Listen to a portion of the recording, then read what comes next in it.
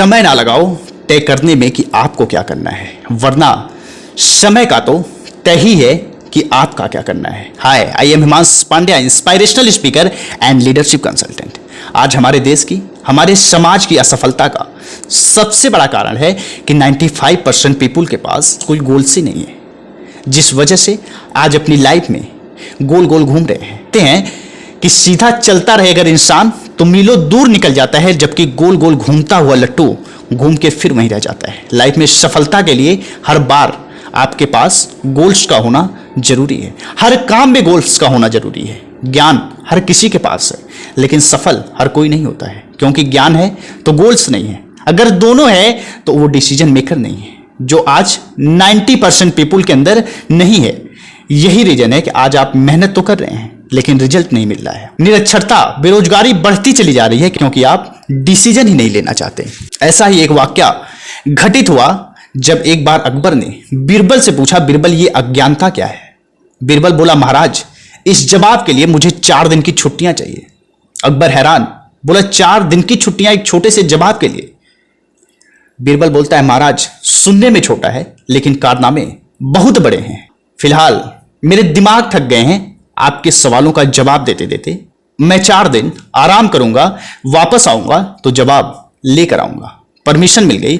बीरबल घर गया, भागता हुआ मोची की दुकान पर पहुंचा। बोला, ऐसा जूता बनाओ जिसे जो देखे देखता ही रह जाए। मोची ने पूछा, बनाना कैसा है?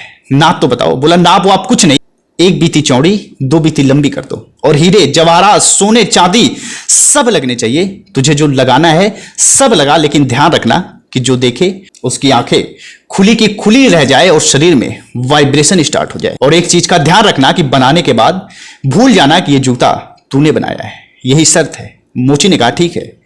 3 दिन बाद उसने जूते बनाकर बीरबल को दे दिया। बीरबल जूता घर लेकर आया और एक पैर के जूते को उसने घर में रखा और दूसरे जूते को बगल की मस्जिद में फेंक दिया। सुबह सुबह मौलवी मस्जिद पहुंचा नमाज पढ़ने। उसकी नजर जूतों पर गई जो हीरे जवाहरात से लदा हुआ था। अब वो हैरान था, उससे लगा पक्का ये जूता ऊपर वाले का है, वही नमाज पढ़ने आया होगा और जल्दी जल्दी में जूता यहां छूट गया है। अब मौलवी ने सबको बताया ये जूता ऊपर वाले का है। सबने कहा, हाँ ये किसी इंसान का तो हो ही नहीं सकता है। जूते की पूजा होने लगी, बात आग की तरह बढ़ने लगी, अकबर तक पहुंच गई। अकबर ने कहा, जूता मंगवाओ। मंगवाया गया, उसका भी वही जवाब था कि ऊपर वाले का ही होगा। अब बड़े जोर शोर से उसका पूजा पाठ स्टार्ट हो गया। उधर बीरबल भागता हुआ अकबर के पास आता है। महाराज अनर्थ हो गया। पूछा, क्या हुआ? बोला, महाराज मेरे दादाजी के जूते जो हीरे जवाहरात से लदे हुए थे उसे चोर उठा ले गए। बोला, एक छोड़ गए हैं, दूसरा उठा ले गए।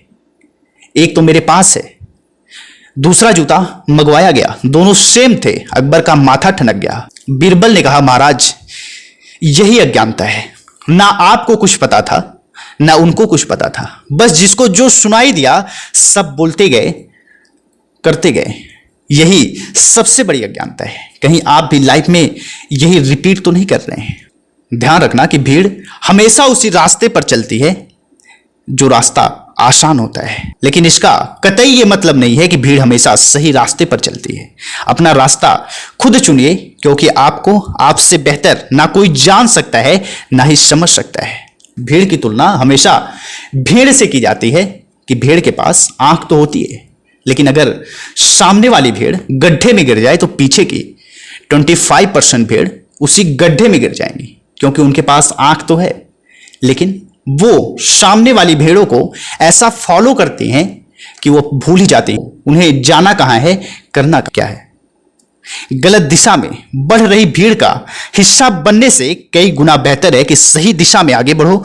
दिक्कतें आएंगी, ना समय आपके हिसाब से चलेगा ना ही लोग। डिसीजन आपके हाथ में है, बनना क्या है, भेड़ या शेर।